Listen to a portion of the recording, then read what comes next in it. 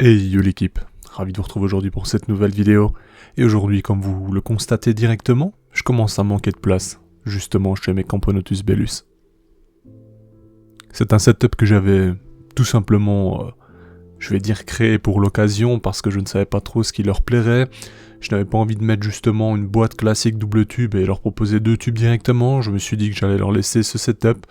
Bon, il n'a rien de particulier, il n'est pas spécialement beau non plus, mais je vais dire pour la fondation ça a super bien marché. Maintenant on se rend compte que ça évolue extrêmement vite, et que bien sûr pour elle il n'y a pas de diapause. Donc par conséquent c'est une évolution constante toute l'année. Il y a une légère pause apparemment, du moins une diminution du rythme lié à la période de pluie qu'on a passé justement. Et je me demande qu'est-ce que je vais leur préparer maintenant. Bon, je pourrais très bien leur faire un setup là justement en rajoutant un double tube. Et c'est ce que je vais peut-être faire parce que je me dis au moins elles perdent pas d'habitude, elles resteront dans un environnement assez similaire en termes d'espace dans l'aire de chasse. Elles pourront à leur guise justement déménager dans le nouveau tube ou justement réguler un peu le couvain de chaque partie, sachant que j'ai plusieurs rennes, donc à tout moment des rennes prennent position dans un des tubes, enfin l'une ou l'autre, vous l'avez compris quoi. Je ne sais pas trop, franchement c'est un peu l'hésitation. Par contre, pour le prochain setup, j'ai déjà une idée bien précise. Je dois juste le réaliser en fait. Il faut que je commande un peu partout justement ce qu'il me faut et commencer à réaliser ce nouveau setup. Je pense pas les mettre avant qu'elles soient justement qu'elles aient rempli de tubes. Je pense vraiment vouloir assurer qu'elles soient un sacré nombre pour prendre confiance et qu'elles puissent emménager ensuite dans le nouveau setup, mais je pense que celui-ci devrait vous plaire. Bon, vous l'aurez compris, le prochain setup sera la classique boîte 7x7 comme celle-ci actuellement en fait, jusqu'à les percer à 2 endroits, où je placerai 2 tubes, dont ce tube de fondation que je ne changerai pas. Vous le voyez maintenant, c'est bien rempli. Si vous vous souvenez des images quand je les ai présentées, elles n'étaient plus qu'une dizaine au final, parce que vous connaissez la situation, il y avait des acariens, etc. J'ai traité ceci et maintenant on le voit, il n'y a plus aucun problème depuis un moment, et au contraire ça bombarde. Ce qui est intéressant, c'est que c'est une espèce qu'on ne connaît pas. Je n'avais jamais vu ça auparavant, j'ai vu personne vraiment en élever ou parler d'elle ou proposer du contenu à leur sujet, et donc c'était vraiment un peu l'interrogation, savoir quelle température leur plairait, qu'est-ce qu'elles apprécieraient en termes d'humidité, est-ce qu'elles aimeraient une zone plus sèche, c'est assez compliqué. Comme je l'avais dit lors de précédentes vidéos, ça se trouve dans le pied des montagnes apparemment en Philippines, sur certaines îles. On les trouve également sur certaines hauteurs, donc ça, je veux dire du pied jusqu'à les hauteurs on peut en trouver. De ce que j'ai pu en tirer comme information, les nids dans un premier temps elles fondent un peu partout où elles peuvent, dans le creux des bois, justement dans la terre, au creux d'un arbre également, mais enfin bref, il y a plusieurs possibilités. Et par la suite apparemment, ces grosses colonies-là développent carrément leur propre habitat en créant justement, un peu comme d'autres espèces ou comme les abeilles, etc., leur propre couche, je vais dire, de protection en bois justement qu'elles travaillent directement elles-mêmes quoi. Et ça c'est assez incroyable. Bon, il n'y a pas que du bois, c'est plusieurs substances, vraiment c'est similaire à ce que les abeilles ou les guêpes font, et je trouve ça vraiment fascinant. Alors, je n'ai pas réussi à avoir d'image. J'ai demandé à des chasseurs justement là-bas aux Philippines, etc., à avoir ne fût-ce que des photos, d'avoir justement une petite idée de comment ça se passe, mais impossible. Je sais pas, c'est vraiment difficile de vous dire quels sont leurs centres d'intérêt, mis à part l'argent, clairement. Ça, ils veulent de l'argent tout le temps pour tout.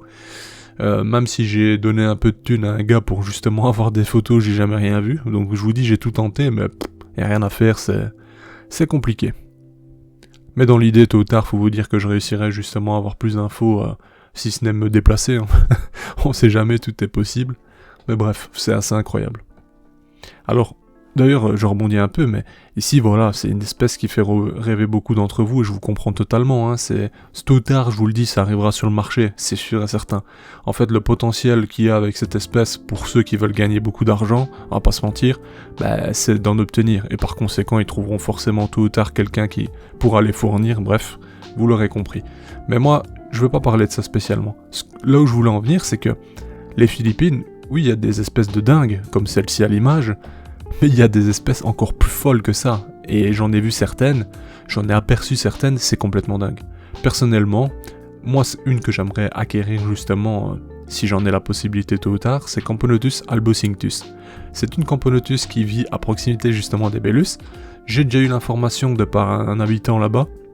En fait, il y a plusieurs îles, enfin voilà, les Philippines, vous voyez un peu le schéma, il y a plein d'îles, et il y a une île justement où ils vivent à proximité, reliés par des ponts, et il me disait que la deuxième île, bon, je saurais pas vous dire le nom, hein, clairement, mais en fait, sur une première île, on a les Belus, la seconde, on trouve l'Albocinctus, et ce qui est marrant, c'est c'est pas qu'elles sont pas mélangées, on en trouve bien sûr à différents endroits où les colonies sont assez proches en soi, mais là c'est assez distinct, donc il m'expliquait que sur la première il trouvait énormément de Belus, sur la seconde il trouvait énormément d'Albocinctus, vous voyez l'idée? C'est marrant je trouve, ça fait un peu une zone de chasse précise en mode ouais tu vas par là, tu sais qu'il y a ça quoi, c'est dingue, enfin je sais pas, j'adore l'idée personnellement, mais bon bref.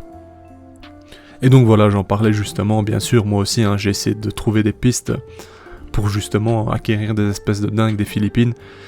J'ai trouvé quelques personnes, mais comment vous dire, est-ce que quelqu'un a réellement envie d'envoyer 200-300 balles à des gens qu'il connaît pas, sans aucune vraiment une garantie, etc. Enfin, c'est compliqué, vous voyez l'idée.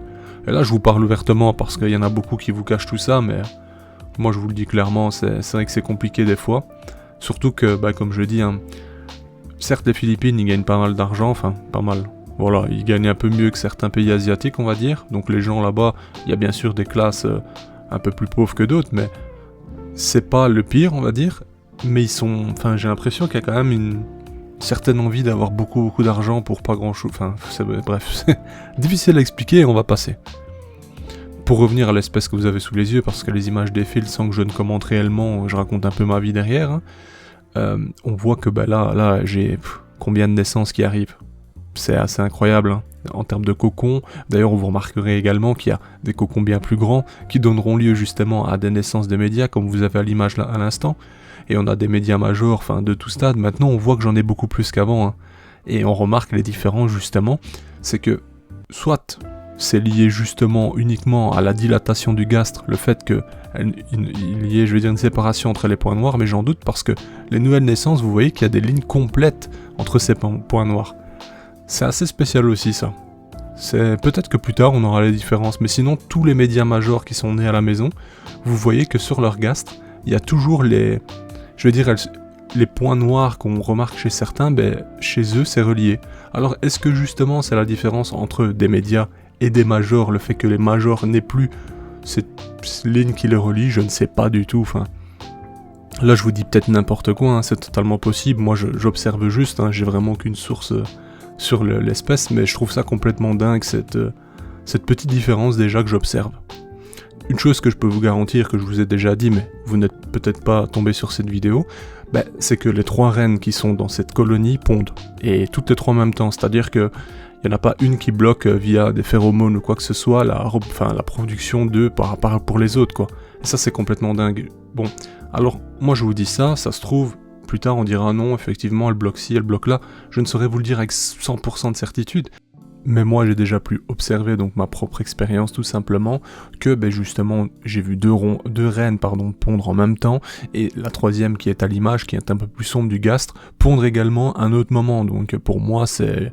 tout le monde y met du sien en soi et ça y va quoi. Sachant qu'on remarque, hein, le couvain est monstrueux, c'est une petite fondation encore, donc imaginez qu'est-ce que ça peut devenir, c'est ça que je me dis en fait.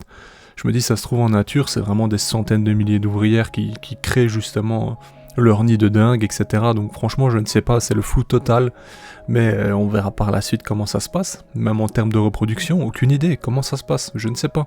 C'est génial, franchement, c'est ça qui est bien, c'est pas la première expérience parce qu'elle a été observée, etc. Bien sûr, elle a été identifiée, etc. Mais je vais dire, est-ce qu'on a plus d'infos sur elle réellement quelque part en se disant, bah oui, au final, c'est une espèce qui évolue de telle façon, qui fait ci, qui fait là.